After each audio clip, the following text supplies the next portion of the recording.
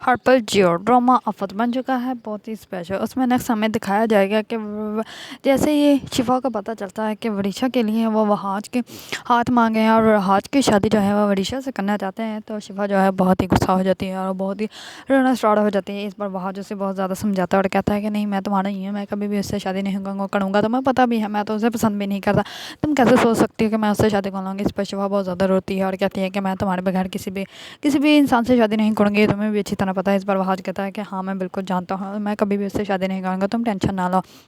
दूसरी तरफ दादी जो होती है वो नकरानी को कहती है कि जाओ शिवा बीबी को मेरे पास भेजो, तो वो शिवा को बुलाने के लिए ले जाती है। तो वो कहती है कि अच्छा ठीक है, तुम जाओ, मैं चली जाऊँगी उस बूढ़ी औरत के पास। तो इस पर नौकरानी कहती है कि आपको तमीज़ से बात करनी चाहिए, वो आपसे बड़ी है। तो इस पर शिवा नौकरानी को कहती है कि तुम कौन होती है मुझे समझाने वाली, तुम नौकरानी हो तो नौकरानी बनकर रहो, मैं जो मर्जी बोलूँ जैसे मर्जी बोलूँ, तुम्हारी हिम्मत कैसे हुई मुझे कुछ कहने की।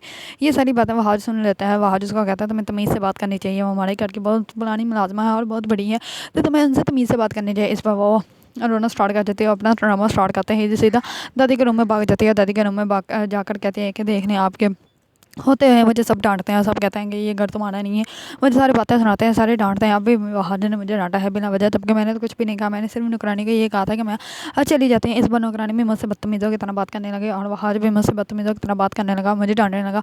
इस बार दादी वहाज को डांटना स्टार्ट हो जाती है। वहाज को कहते हैं कि तुमने नेक्स्ट टाइम ऐसा कुछ भी नहीं करना, तुम चाहते ही नहीं हो कि ये यहाँ पर रहे।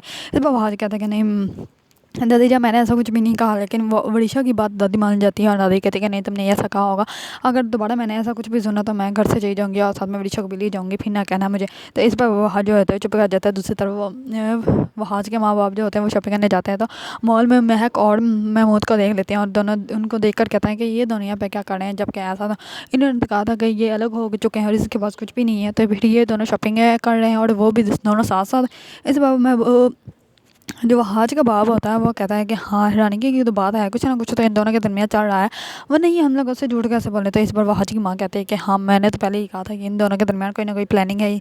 इन्होंने शिफा भी प्लानिंग के तहत ही हमारे घर भेजी, कोई ना कोई ये काम सर अंजाम पाने करने लगे हैं, वरना इन्होंने ये इतना बड़ा ड्रामा हमारे साथ क्यों किया, वरना इनको इतना बड़ा ड्रामा करने की ज़रूरत तो नहीं थी, अगर इनके पास सब कुछ था तो ये ड्रामा क्यों कर रहे हैं।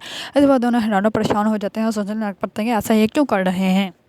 दूसरी तरफ शिफा जो होती है वो हाथी को कहती है कि देख लेना, मैं तुम्हारी एंगेजमेंट जो है करवा दूंगी, फिर पता चलेगा अब शिफा को और तुम्हें भी। इस पर वहाज कहता है कि देख लेंगे कैसे तुम करती हो, मैं भी यहीं हूँ और तुम भी यहीं हो, देख लेता हूँ कि तुम कैसे मुझे तबाह बर्बाद करते हो, कैसे तुम अब खुद अपनी शादी मेरे साथ करवा सकोगी। इस बार वो कहती है कि हाँ, उन दोनों तुम मीठी प्यारी होकर तुम्हारे साथ दिमाग पे जादू किया हुआ है, मैं तुम्हारा जादू उतार दूंगी, फिर तुम्हें पता चलेगा कि कौन सच्चा कौन झूठा है।